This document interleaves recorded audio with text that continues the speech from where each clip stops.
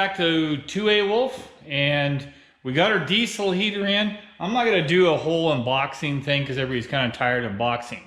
But I did go through and I looked at all the diesel heaters. We decided to do the diesel heater, but how to get the diesel heater on and working for the truck.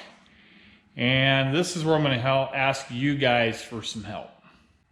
Okay, so this is what the diesel heater looks like. Now, for you those that don't know what a diesel heater is, just real quick, so it takes in fresh air, ambient air, takes in fresh ambient air. It mixes it with some diesel fuel. It goes through a heat exchanger. Glow plug gets it hot. Once it gets hot enough, it free burns and puts out hot air out of here. Now, it's a dry heat. It's very inexpensive. Some people say they may use a quarter gallon if they run it on low for 10 hours. It is really low consumption and it does put out high heat. Very little odor. It's not real loud. And when it first starts up, it sounds like a little miniature jet engine. But once it starts working fine, or gets all ignited and starts working, it's pretty quiet. So my truck is not diesel. So the Dodge isn't diesel, and I didn't want to spend, you know, $1,500 getting one that works off of gasoline and trying to make a heater. I'm just not a big fan. I'm not warm and fuzzy about using gasoline as a heater. For the alternative, like the propane, now there's plus and minuses about the propane. The propane burns pretty clean. It is kind of expensive, and it puts out moisture inside an enclosed area, which you don't want moisture inside your tent because then you'll have freezing, or inside your box, you'll have freezing, ice and stuff building up, if it's cold enough to do that anyways. So as far as propane, it's not really worth it. For the cost of one of the Chinese type of diesel heaters, I picked one. It's just under $200, but I picked one that has a remote control. It came with a bunch of stuff, but it came with a remote control. That way I can turn it on and off from inside the cab. Here's where the problem lies. Kind of sort of the problem. Well, you do need to have, so on the bottom side, you do need to have, there's an intake and exhaust. So fresh air intake and then exhaust for like exhaust fumes, not the exhaust here. This, I don't know, some people call this exhaust. This is not exhaust. This is where the hot air comes out from the heat exchanger. Okay, so here's the problem. So the back seat, I really can't put it there. I mean, I guess I could just set it here, maybe, for transportation. Then when I need it, take it out. So that's an idea. I could change the strapping somehow. So that's an idea. It could possibly sit there.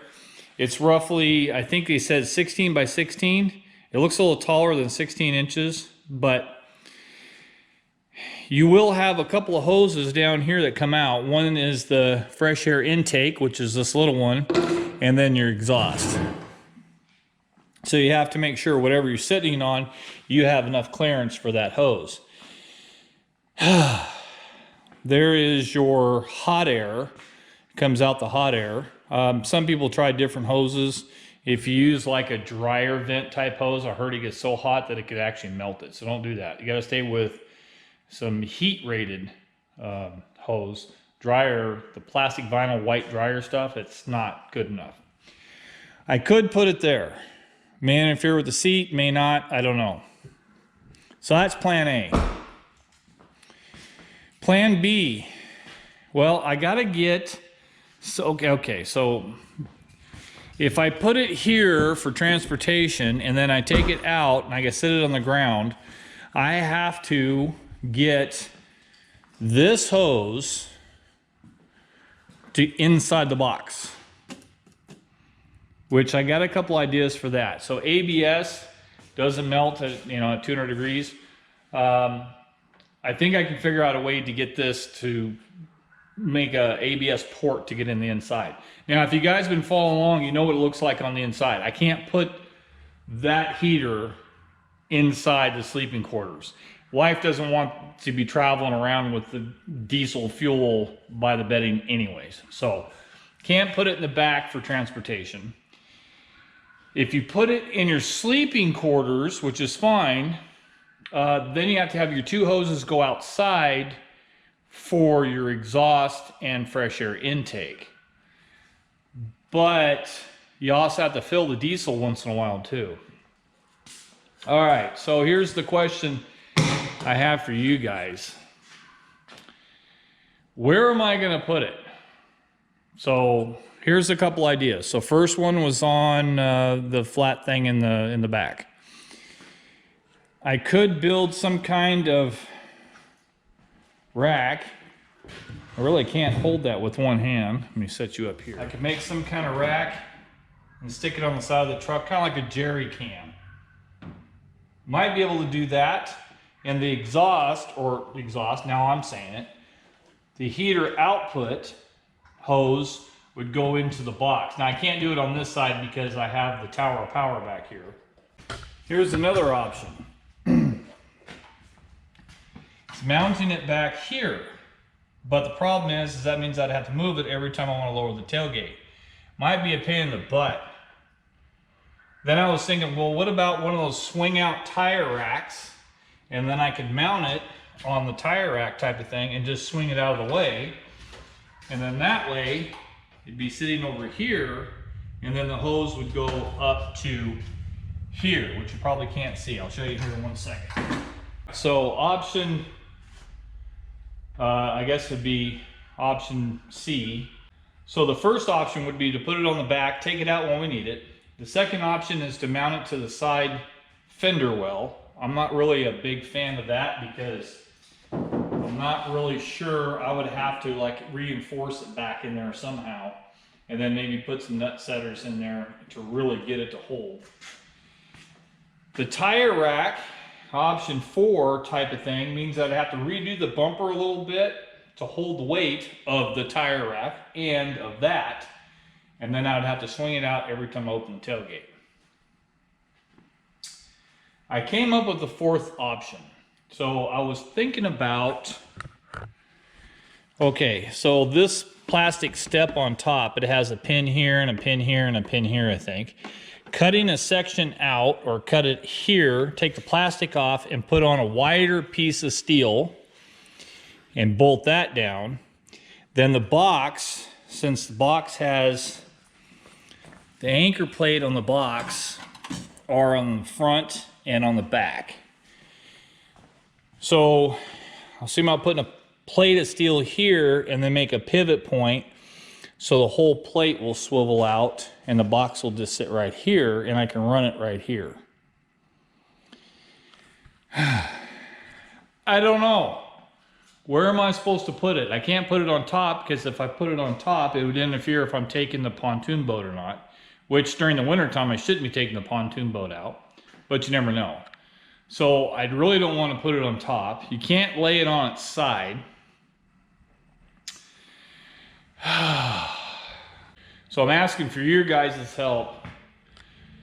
Where do I mount this thing at? I can't really interfere with the tailgate. If I could move it, I can't block the license plate. I've seen some tire carriers, they're actually welded down here and they kind of go out like this, and I really don't want to have a bunch of extra stuff out here if I don't need it, or a bunch of extra steel weight. I'm not really sure. I did start thinking, well, if I put that plate here and I got some drawer slides and laid them on their side and bolted the drawer slides to this, then I could slide the box out of the way and lower the tailgate and move it back, and it can be clamped into place. That so far is the only one I can think of that I halfway like. I would still have to put a little bit bigger steel plate and bolt it down to that. That shouldn't be a big option or a big problem. Really can't put it up here anywhere. I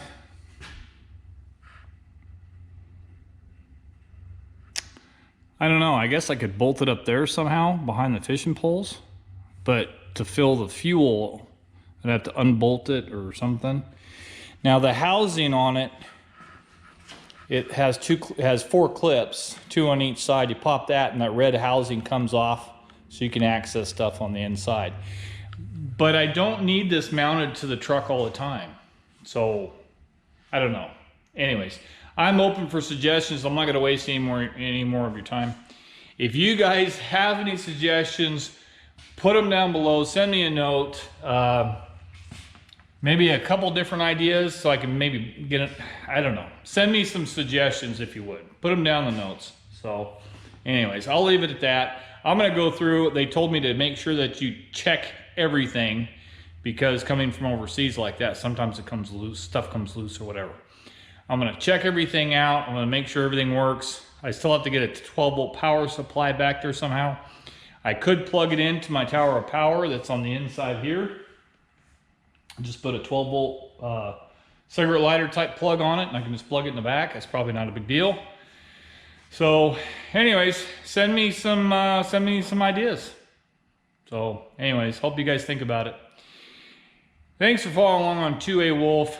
Make sure you hit the share, like, and subscribe button down below. And always, thanks again for watching 2A Wolf.